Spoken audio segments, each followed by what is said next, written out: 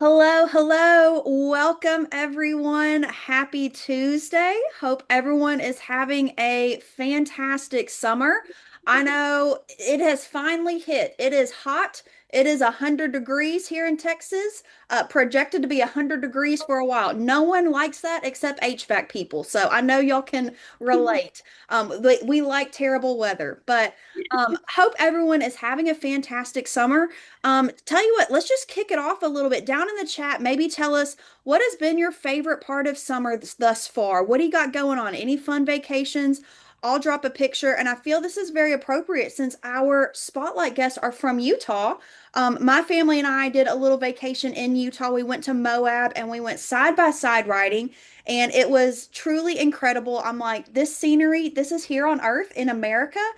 We had a great time. My watch told me it's like workout complete, and I had not worked out at all, but I was death gripping our little side by side. My heart rate was elevated. I fooled my watch thinking that we had done a workout. But if you've been having a fantastic summer, let us know. Drop it down in the chat. Oh, seeing some cruises, Turks and Caicos.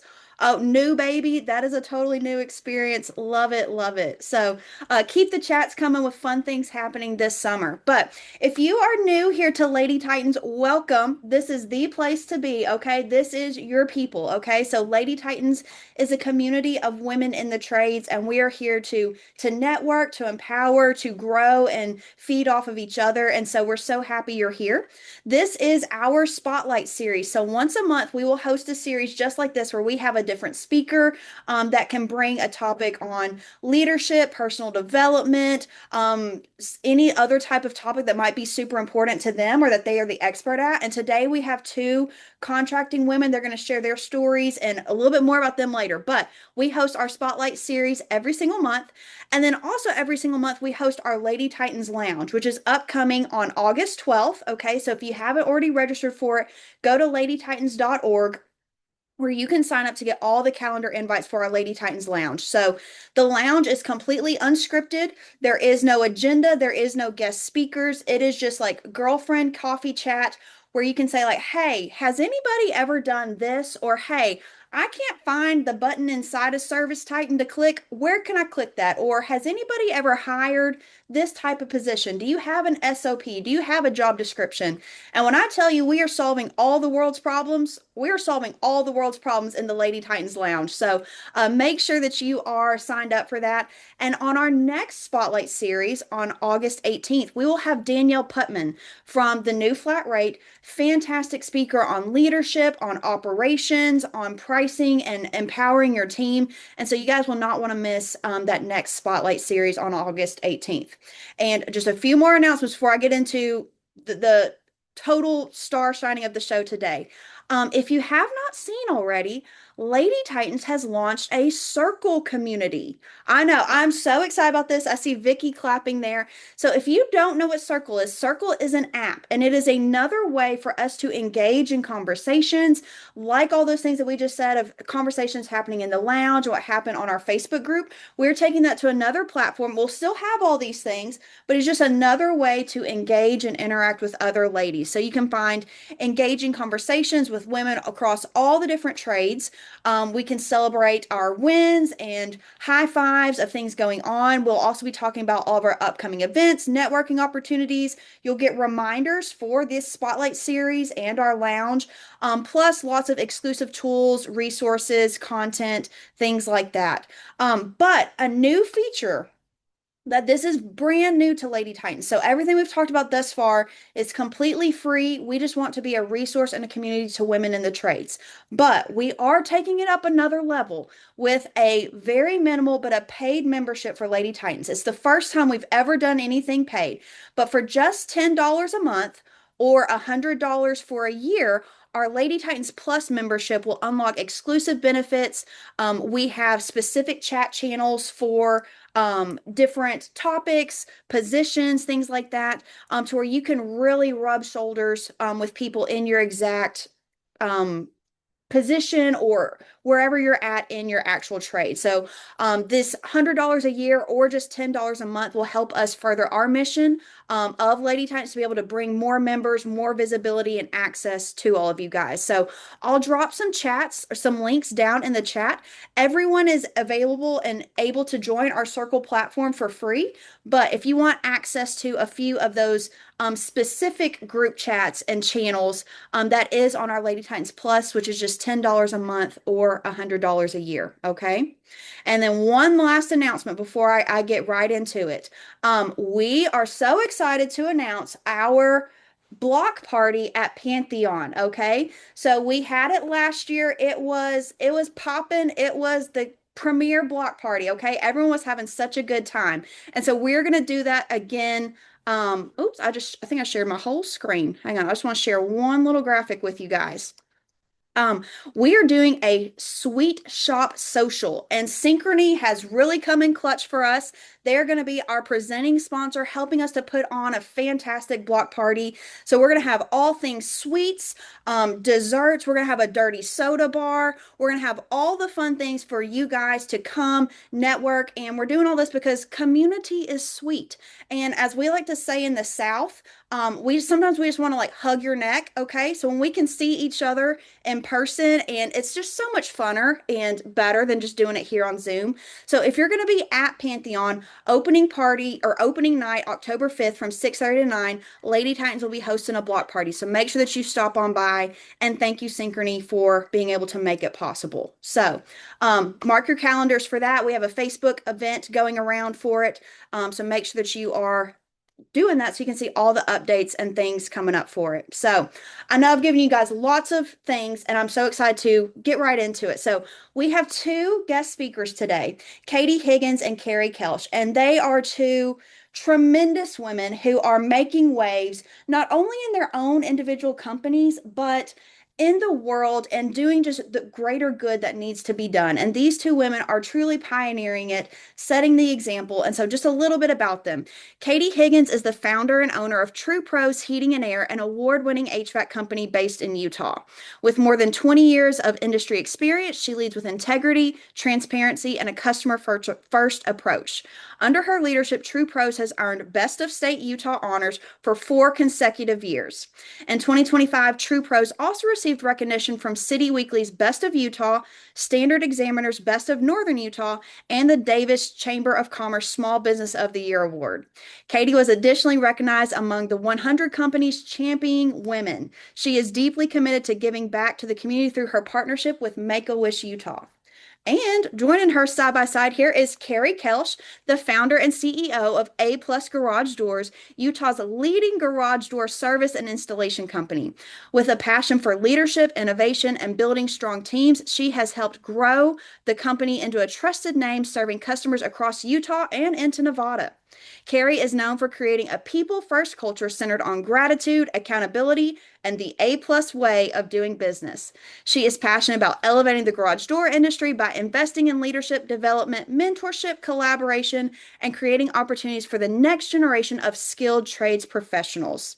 Beyond business, Carrie is deeply committed to supporting her communities through youth trade programs, industry advocacy, and charitable partnerships that make a lasting impact. Wow. Ladies, Katy and Carrie, thank you guys so much for being here. We're just truly honored, and you guys are doing such amazing things. We want to know more. So, can I start with how did you ladies get into the trades? Were you born into it? Did you stumble into it?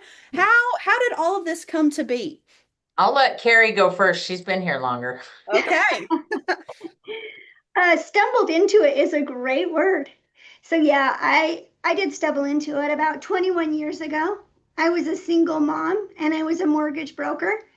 I was dating a guy that worked for another local company, and he kept begging me to open a company for him. I kept turning him down because I'm like, I don't know what I'm doing. And I didn't want to be in business with him. So after a couple months of this, he came back to me and he's like, if you open the company, and I'm very transparent. So when I'm like, no, I don't want to be in business with you, like I just say it, right? And so when he came back, he's like, look, if you open the company, you'll own it 100%. I'll manage it, and your kids can work here when they're old enough. And because I wanted that so badly, I opened the company literally thinking, oh, it's just going to be this small, set it on the shelf, forget it. When my kids turn 16, they can start working with them until they get a real job. And that worked really not at all. So, yeah, from like the very first month, I think, or within 3 months, he's called me. He's like, I need help. I need somebody to help me out. I need you to get somebody to answer phones. So I go back to my network. I find someone to answer phones, and and then from there, it's like a month later, he's like, hey, I need you to do this. This whole time, he's like, starts using me as an assistant. Hey, would you go get the marketing done? Hey, can you do payroll? And so I've got my full-time mortgage broker job that's paying for our lifestyle. And then I'm just doing this on after hours. So we did that for quite a few years until 2008 when the housing crisis just tanked. And I transitioned from mortgages into full time being in the garage door space. And I literally was just working in a company, getting food on the table. That was my whole goal. It was like, just get food on the table. In 2013, I did a college course that really opened my eyes and went, you've got a business, you've got a company to run. Who's running your company? I'm like, oh, nobody. And then, we didn't have any systems, processes, anything in place. So I started just jumping in full bore and doing that. And ever since then, we had 25 to 30% year over year growth, which when you're 1,000 or 1 million, because I think I was 1.5 million when I started, and that's not really hard to double. And even up to 5 million, that's not hard to double, but or even add 30 and 25 and 30%. But when you start getting into the 30,000, 50,000, then it gets really a lot more difficult to add that 25 to 30%. But we've managed the whole way, so it's been beautiful. That's amazing. Well, and what did you think when you're going from mortgage broker to garage doors? Like, did you think that would ever be a possibility? Were there other trades businesses or other types of business that you guys talked about? How did garage doors land? He worked for another garage door company. That was strictly it. And he only worked there for 3 months before he's like, please open me a company. I hate this company so bad. So, Wow. no, there was no other company. I mean, I'm a serial entrepreneur. So if you brought me a whole bunch of watches inside of a trench coat, I'd be like, yeah, let's sell them. We can do this. We can start a business. It's a problem. But I really stayed in just garage doors for the most part. I mean, I've strayed here and there, and I've got a few other companies, but nothing else in the trades. Wow. Love it. And I want to hear more about those systems and processes. But let's turn over to Katie. So, Katie, how did you get into the trades? How did your company, True Pros, come to be? Okay, so those are two separate questions. I too, 20, oh my gosh, it's been almost 30 years. I'm old, it's fine. Was a single mom, working at a heating and air company as a telemarketer and going to school in the afternoon to do medical coding so I could work from home. I was trying to find a way that I could work from home, be a single mom, and sell furnace tune-ups in the morning. Well, I finished my medical coding certification, which was super hard, by the way. So for any of you that have done that. But as I was taking the 8-hour test, I was like, I hate this. I want to talk to people. It was all just numbers, but I was very good with numbers. But my boss came to me and said, you're really smart. If we offered you more money, would you work for us full time as a dispatcher? And I got my certification for medical coding and hated it. So I was like, yes, yes, I could. So I went from dispatching, lead generator, marketing director, office manager, service manager, and then out into the field. That took like, it was Piling like, on all those hats. Yeah. yes. But really not realizing that I'm learning how to run like every part of a company. It wasn't until many years later that I had to rely back on that. But to the best of my knowledge, I was the first female in Utah that did the in-home estimates. And Angie, I think for a long time, yeah, okay. Because I say it, but I'm like, who knows? But I think, and it was real. We are a very conservative state, so it was a big deal. Imagine 20 something years ago when we have coordinate books, flip phones, I'm calling customers to let them know I'm on their way to their home to look at their furnace and air conditioner. And I could hear people like, honey, it's a woman. I'm like, I'm still on the phone. Nobody's figured out how to hang up yet. So, at first it would hurt my feelings a little bit, but then I just had to remember that it's the first time they've had any interaction with a female in this industry, that to get to their home and then spend a few minutes just educating them on heating and air, not saying, well, I'm a woman and I know what I'm doing, more give me an opportunity to earn your business. And instead of them remembering that I was a female, they would remember that I had the most knowledge and provided them the most options. And I thought about things in a different way, like where should we place the air conditioner? Do you barbecue out back? Like, is it noisy? Um, just looking at things very differently. So I spent about 18 years of my career out in the field. And I kind of tell this funny story about my mom used to tease me and say, honey, what happens when you get stuck in a crawl space? Like we paid for you to go to college. Why do you crawl under people's houses? And I thought I was a strong individual. I played tennis, I worked out, but I it was right after I turned 40 and I almost got stuck in a crawl space. I almost didn't have enough upper body strength to get out. And I was like, oh my gosh, I don't know what I'm going to do. Call the fire department. I got out. It was not pretty. Thank goodness the customer had left me there. Um, but it was shortly after that that I was like, okay, I need to decide what my retirement plan is because I didn't have one. I only knew heating and air.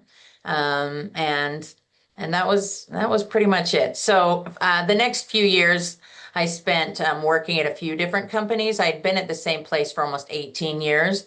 But it kind of became apparent that I don't know that I had much more room to grow, and there was not much of a retirement plan for me. So um, I worked at a few places and then realized that I felt like customer service was being lost a little bit in our industry, and was started to wonder, could we do it differently and could we do it better with a more customer first approach or customer service. So anyway, so I went and got my contractor's license and here we are. Wow. So incredible. I love just the perspective that you bring. And like Angie said down in the chat, pave the way for women comfort advisors and just how like, hey, I have this different lens that oftentimes men aren't thinking about of like just the placement of it or the noise, like how can you provide a different perspective and options for people? And so, Lady Titans, if you guys have questions, feel free to drop them in the chat and keep this conversation going. But to Carrie or Katie, I'm sure at different times you guys might have experienced, like Katie, you were talking about some like resistance to females being in the trades and now as business owners and stuff. But we have so many different women here in this community that are at different stages and wearing a lot of those hats that you were talking about, Katie. I've had this hat and this hat and this hat. But what is maybe some inspiration, or you could speak to your own stories about how you guys have found meaningful careers and opportunities, not only for yourselves, but for your own team members here in the trades. Can you guys speak to that and how being a woman, it's not a bad thing and we're not up and coming, but we're here and it's growing more and more? And Carrie, if it's okay, I'm gonna take this one, or at least start. I have had so many I'm calling them learning opportunities in my career that have been just devastating. Was anybody else at the Danica Fitzpatrick or Patrick keynote? It was at an event.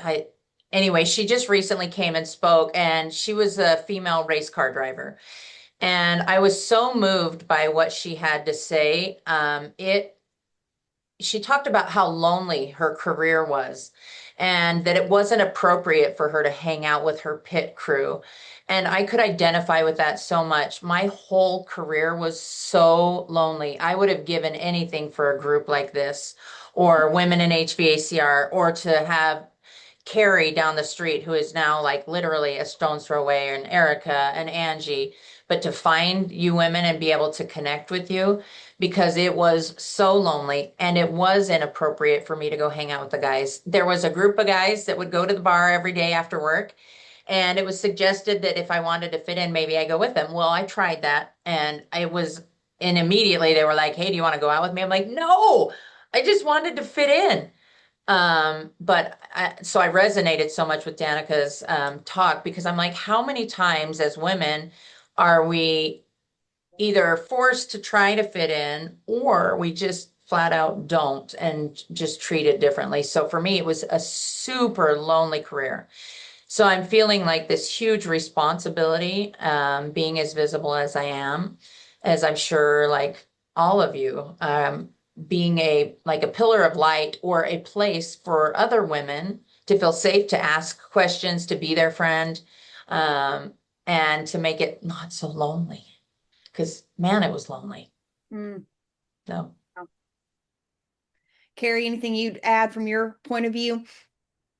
Well, I would agree with Katie. It is very lonely. And I've been doing this 21 years, and I was under the firm belief that no one wanted to buy garage doors from a company owned by a woman. So I hid the fact that I owned the company. I would put anybody in front of the camera except for me.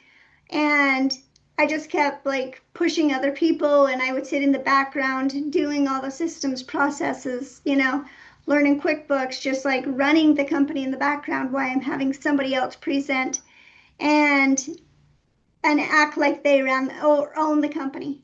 Um, and so it wasn't until I went to a meeting with one of my guys. He was meeting a vendor, and I showed up. And this guy he's my nephew, and he's much younger than me. But we showed up at this meeting with one of our vendors, and the vendors asked him, "Why did you bring the assistant?" Mm. And I was like, wow, I am literally just going to be the assistant unless I stand up and do something about it. And then I just slowly started to do more and more, showing up more for the employees, because I even had the belief system that none of the employees wanted to work for a female. Mm. And what I thought was my biggest weakness turned out to be one of my greatest strengths in growing, because I've never worked on a garage door. I've never installed a garage door. I've never repaired a garage door. I don't know what I'm doing there. And because I don't know, then what would happen is they'd come to me and say, "Hey, we need more marketing." Well, that I could do. I'd just go do more marketing and we'd get more leads coming in. And then they would say, "We have too many leads. We need another technician." So I'd go out and I'd hire a new technician because I can't go out into the field. And so many of the times that I've seen these companies that are 20 years old and they literally have 2 employees. The guy that's running everything, and then somebody working underneath him. That's it. Well, I didn't have that luxury, so I just have to keep hiring people and then doing more marketing and hiring people, doing more marketing. And because I'm looking for my value, then that's what I would do, is I would like, how can we grow? That's where I bring value. And so that helped us really scale. Mm. I love that. And you said like, how can I show up more for my employees? And so as page followers and fan favorites of A Plus Garage Doors and True Pros, I know company culture is tremendously important to each of you guys. And so is there some things that you guys could speak on that maybe is like a non-negotiable for you guys, or maybe something that is unique that y'all celebrate, or how you embrace culture and how your team is really bought in? Is there any culture nuggets you can give to us? Katie, I'm going to take this one first because I've got a Okay, good. please do. All right, thanks. Oh Yeah. my gosh. So one of the things, like I was in the mortgage industry where women are womanized. They're womanized a lot of places. And even when I started in the garage door company, and I'm running it and my employees know that I own it, but I'm not like in their face and telling them what to do. They just, well, you signed the check, so we know you own it. Literally one of my employees came up and he like pinned me against a wall, hitting on me.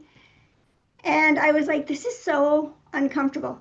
And when I was in the mortgage industry, and before that, I was in timeshare, getting hit on all the time was just the normal.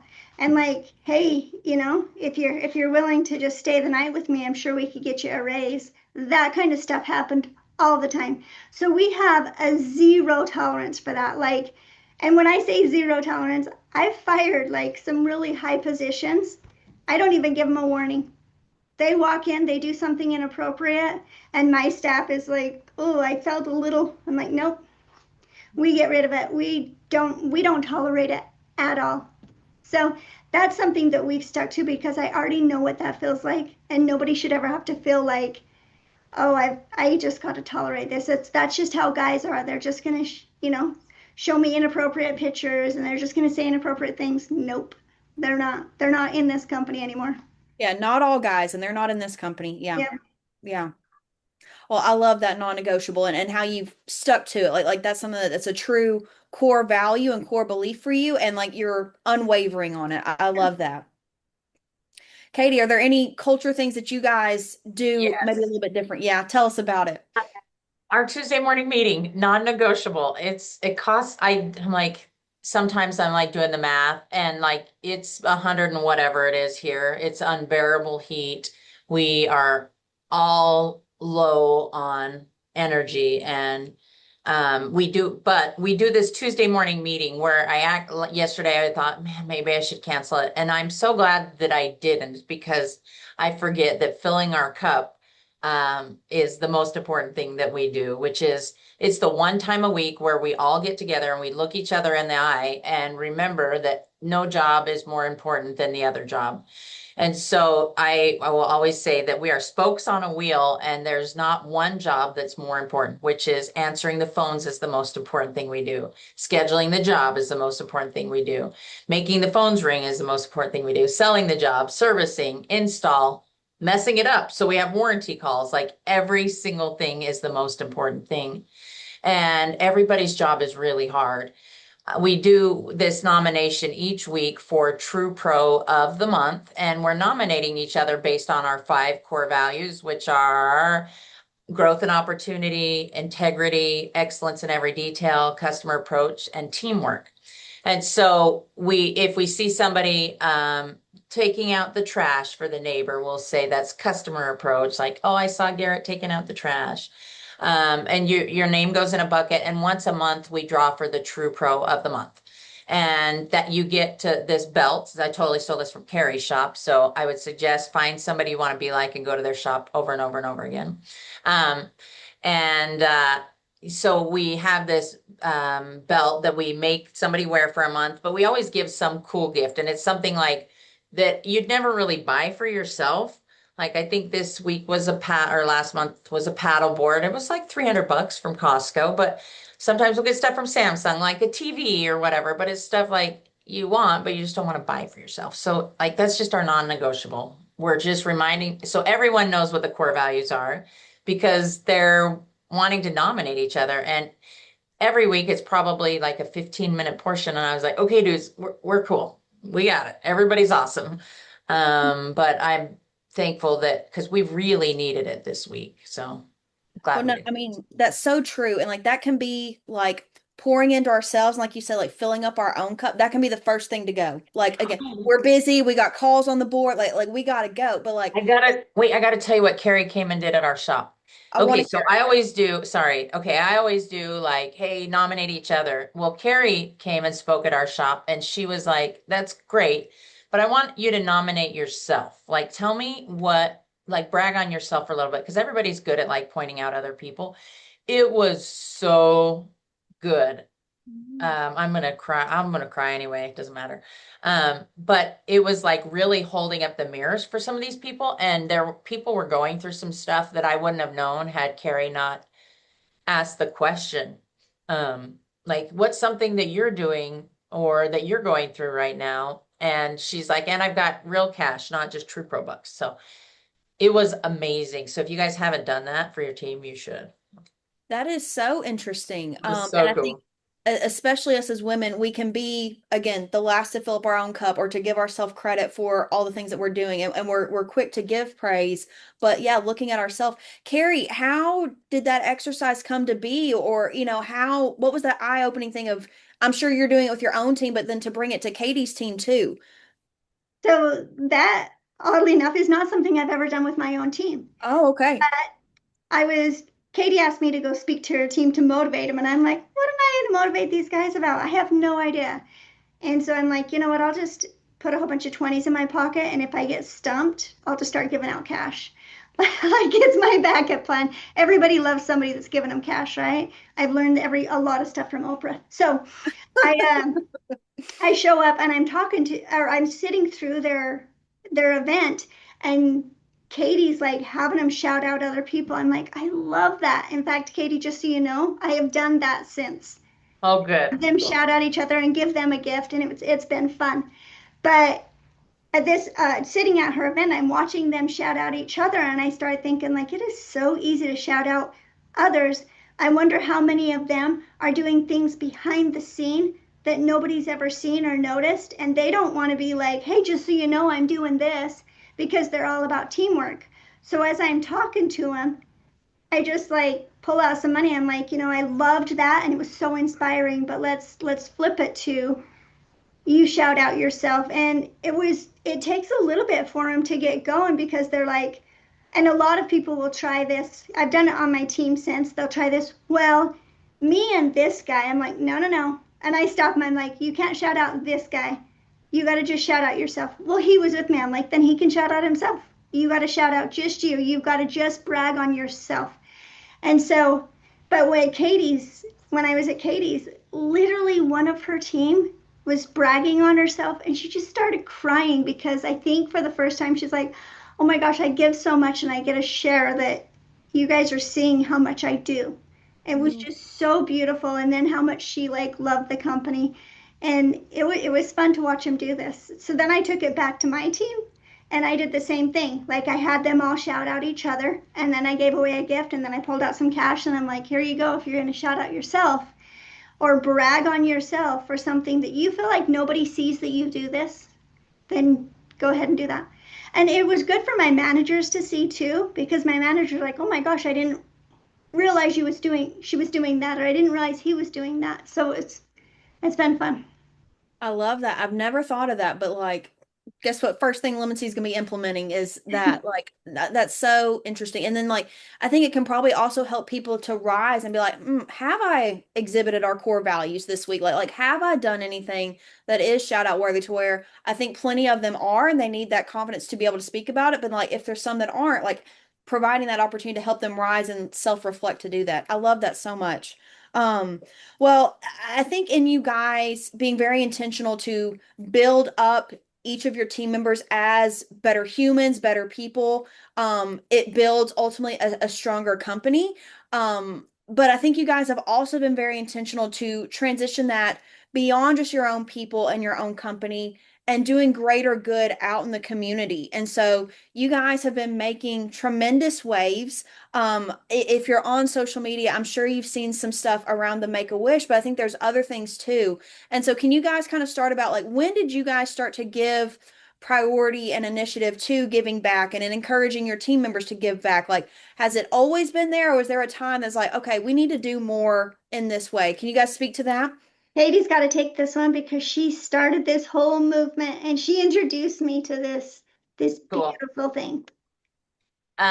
So I think I mentioned that I was in the garage when I was starting a company, and my husband he said, I'm going to get a W-2 job if you'll start another company, or if you'll start a company, I'll just leave that.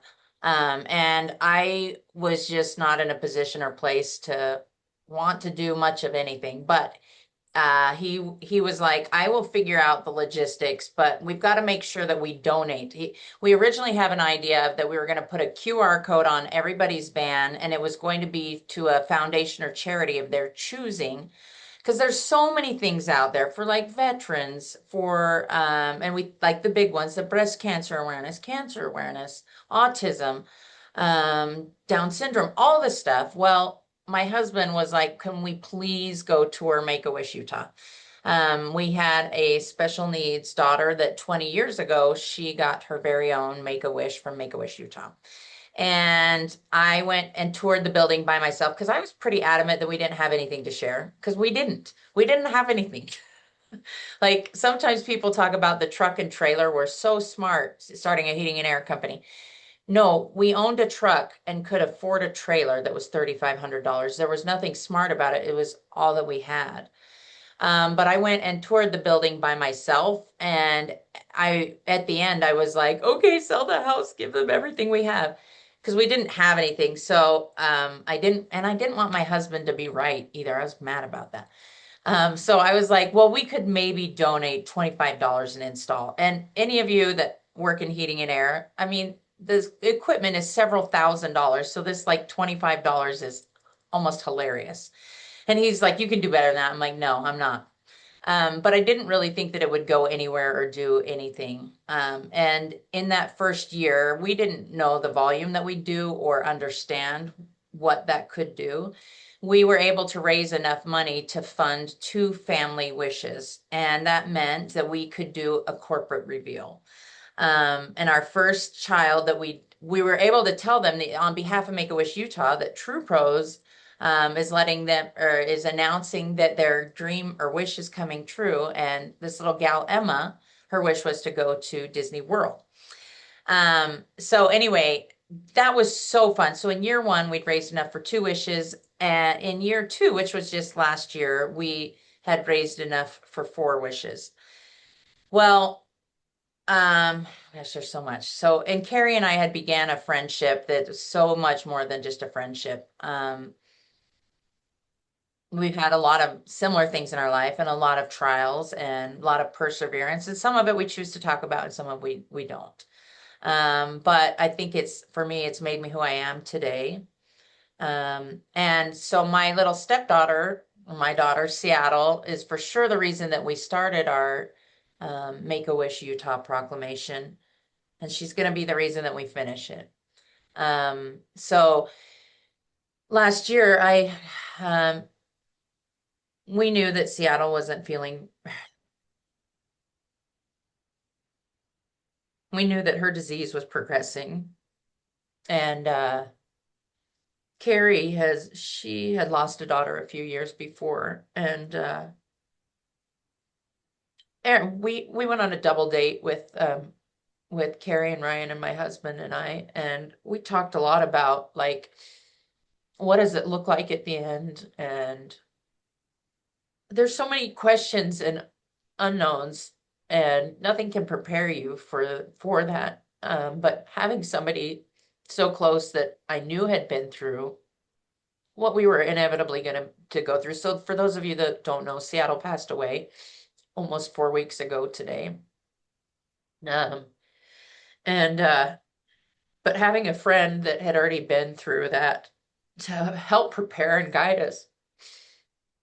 Some of the story I'll keep it private for Carrie, but like she told me about like towards the end, I'm like, I never would have understood until going through it myself. So as we're building this friendship, I had invited her down last Christmas to do a reveal for us for little Kyson, who had a brain tumor. And Carrie, is that what Kaylee had passed away from? Okay. And my husband was like, honey, I'm like, I don't care. I'd love to have her by my side. Anyway, we did this reveal together, and it was so much more meaningful doing it together than just with True Pros. If that I don't even know how to explain it.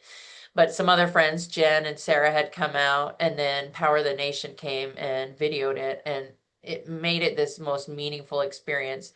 But after Kyson got his wish, Summer, who runs Make-A-Wish Utah, was like, awesome. Okay, so next year on December 12th. And I'm like, no, next year on December 12th. Like, we're tired. And she's like, no, really, it was Carrie and myself and Ellen and Summer that came up with this idea. What if we could do something called Traits for Wishes, where it's not just one company, but everybody does their own. I think we invited, I don't know, 30 companies down to do a tour in February. I don't know. And I'd say 18 owners showed up, and we just said, hey, if you can participate, you should sign up with Make-A-Wish. And in December, we're going to get together and say, but together we did this much. And the BHAG was, could we raise $100,000? And as I'm looking around the room, it's just all these mom and pop shops that can do $25. And within 2 months, we've raised well over $100,000. And then Carrie does an interview where she says, we're going to get to $1 million. I'm like, whatever. Anyway, so All right, Carrie, dang it. it's this amazing movement of what can we do together as a community, because that's what we are. So sorry, I talked a lot about that. Go ahead, Carrie.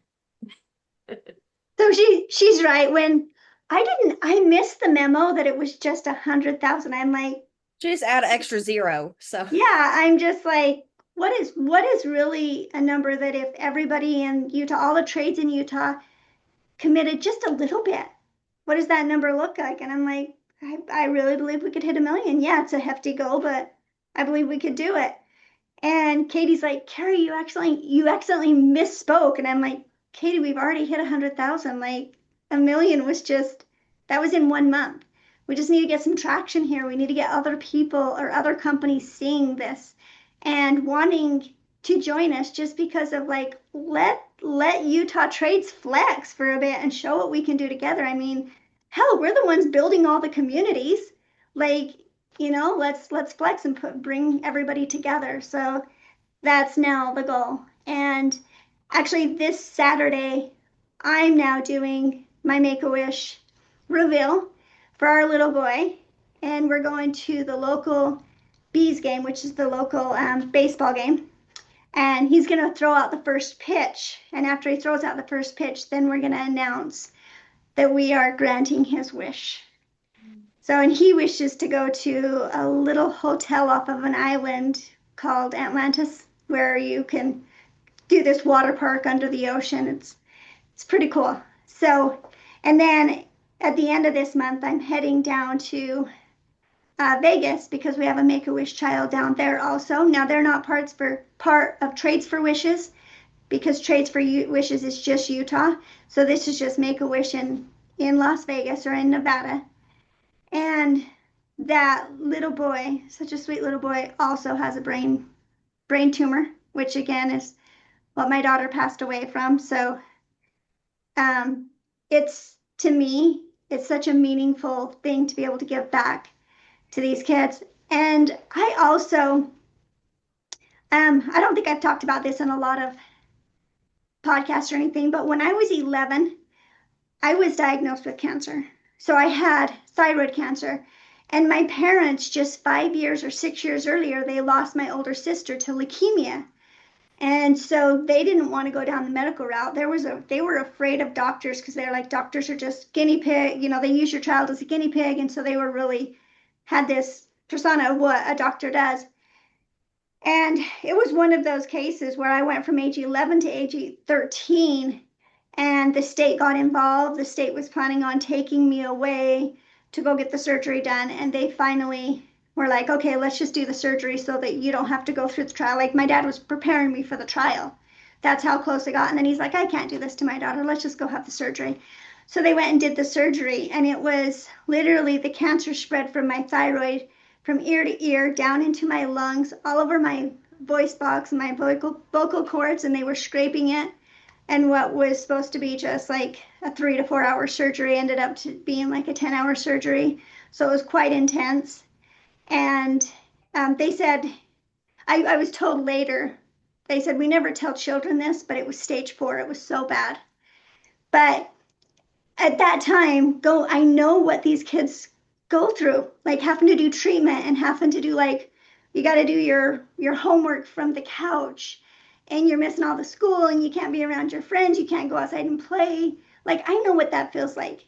And for them to get a gift at the end of this is just, it's so meaningful to me because they didn't have that when I went through it.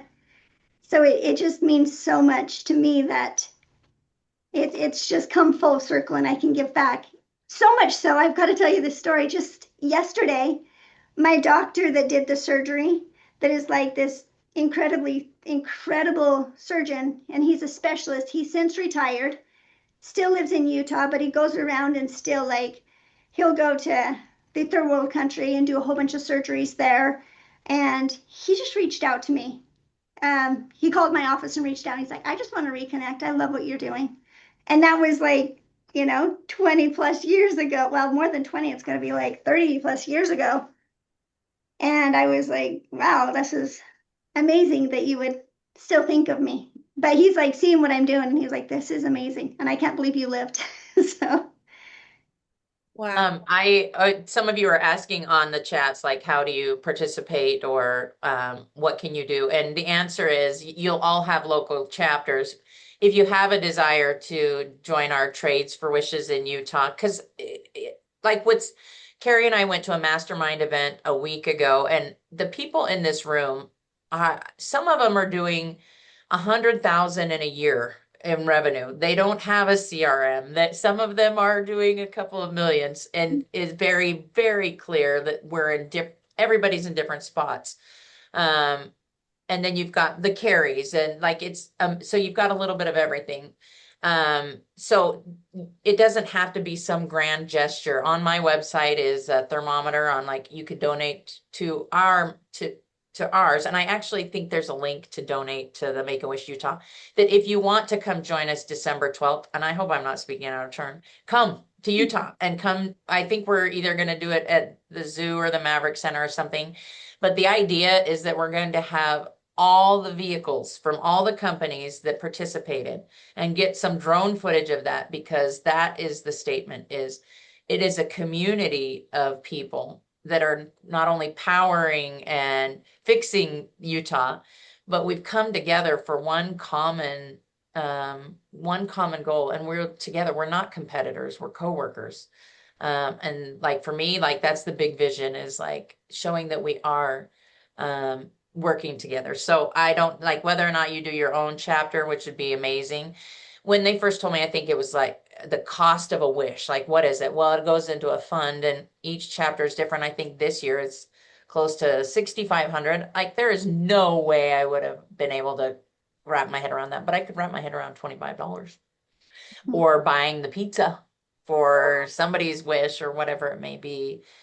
So do whatever is comfortable for you. But we go down twice a year with my team and we tour Make-A-Wish building because people come and go to my employment, whether I like it or not. But I forget that they don't remember why it's on the side of the van or why we're doing what we're doing. And Kyson, Carrie and I's Make-A-Wish kid from last year, he asked, can I come this year? I don't want to be the kid getting his wish. I want to be there cheering on the kid getting his wish. And I was like, that would be awesome. So, Well, I think you both are true testaments of taking painful parts of your own story and your own journey and rallying that for good. And when you can combine and make a community, and not only do you get your own families involved, your own team involved, and then other people's teams and other people's communities, how much more of an impact, and someone said down the chat, of a ripple effect. And Carrie, just like how you shared, you haven't seen this surgeon in 20 something years or something, but like he's still feeling the ripple effects. And when someone can set the tone and set the standard and the initiative, a lot more people are willing to get on board. And how can we help in this way? And so, thank you, ladies, for being that inspiration, for being that spark and that ignition that a lot of us need. And you're right, when we can come together as a community, just like Lady Titans, but like Make-A-Wish, and people need community. People don't need to feel lonely. They don't need to feel alone in whatever journey they're going through. And so thank you guys for being that inspiration. I'm changing a Emily, little bit. can I add one more thing? Absolutely. So this is an unexpected, like the bonus that comes with it. And I just want to share this with you guys because if you're like on the fence about it, and not that I'm trying to get you to do it, but I was shocked that this has happened to us. We started having really good talent reach out to us from other well-known companies that are very established, and I know they pay really well. And they're reaching out to us and they're coming and they're saying, I'm seeing what you're doing with the community and it touches my heart. And I want to leave this company and come work for you guys because of what you guys are doing, because of your give back. Now, this isn't why we did it, but what a blessing. And so now we have some really strong, strong leaders in our company that have come from other, like they're great people. And they want to work for us because of our give back and because of our community. So I would just keep that in mind when you're doing your give backs. I think that's so true. And I also think sometimes people can feel like, well, I don't want to like talk about it, or I don't want to promote it because like I don't want to feel like I'm like bragging on myself. But in reality, it is a promotion like to other talent and like what can you, because people want to do business with good people, whether they're working there or you're a customer looking to buy a new garage door or an HVAC system. Like they want to do business with good people. And so and you become that spark and that ripple effect to encourage other people. So like also when you're doing these good things, and a lot of companies are doing great things, but they're not talking about it. And so when you're realizing of like, how can you be missing that inspiration piece or encouraging other people to also do good things, you're missing out on that. And so that's so true. And I think your own internal team, like how much joy and pride do they get when they can go to the stadium and when they can go walk the halls and when they can see Kaysen's face and stuff, like how much more buy-in do they get to the company and to each other? But then also like I'm sure they're more willing and open and have their eyes open to like how can I be making a difference in other ways too? And so I think there's no downsides to doing this. And like Katie said, like starting wherever it may be, like is it a box of pizza or $25 and it can grow from there. But it's that intangible residual growing effect once you just get started. Would like to say, I hope that none of you, I hope no one else on this call ever has the bond that Carrie and I have for that reason. I hope it's because we're women in the trades and going through together. I would not wish that on anybody, but I will say that at Seattle's funeral, it was the most amazing outpouring of love from our community and competitors. We didn't have much notice, and looking around the room, it was filled with flowers from direct competitors that were just like, we love you and we are here for you. And I'm like, that by itself was everything. And I think it goes back to this ripple effect of like being willing to call the people that hate you. Hey, can you join us? Do you want to donate $25? Well, Whatever it may be. But it's been this amazing community. So and you're right. At the end of the day, we are all people, and just trying to do the best we can and get through life. And, so I did not grow up in this industry. Got my way as soon as I can. But what I have found the trades industry to be is a very generous and very giving community, whether it's through knowledge and resources, but also tangible funds and stuff. And so I'm glad that you guys got to experience that. And so, guys, I will say, we had Katy and Carrie on the books before Seattle passed away. And so I know this is even more raw. And so I didn't even read like, hey, are you gonna be okay to talk about it? And she's like, even more so now, I want our daughter's legacies to be remembered. And so thank you both for sharing that. I know it's raw and vulnerable and but I know lots of ripples have been made here today. And so thank you for sharing that and for being such an inspiration. Awesome. thanks for having us. Yeah. Well, if anybody wanted to reach out to either of you ladies, just maybe they do have a similar story and need another level of community, or they want to get involved with Make-A-Wish Utah or something else, is there a way of how they might could get in touch with either one of you? I Put see my Katie. email in the chat. Yep. Awesome. I'm on it. Yeah. And then I'll get your phone number because Mary reads my emails. So then she'll tell me. No.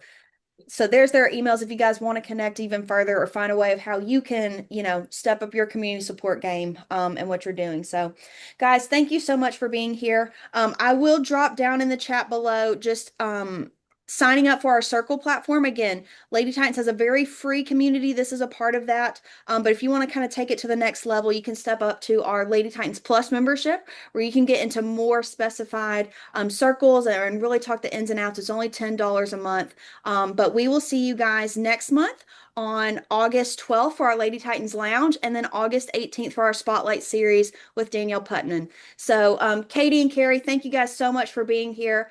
Truly inspired and fulfilled, ready to go tackle the rest of today. Lady Titans, thank you guys for being here. We will talk next time. Bye.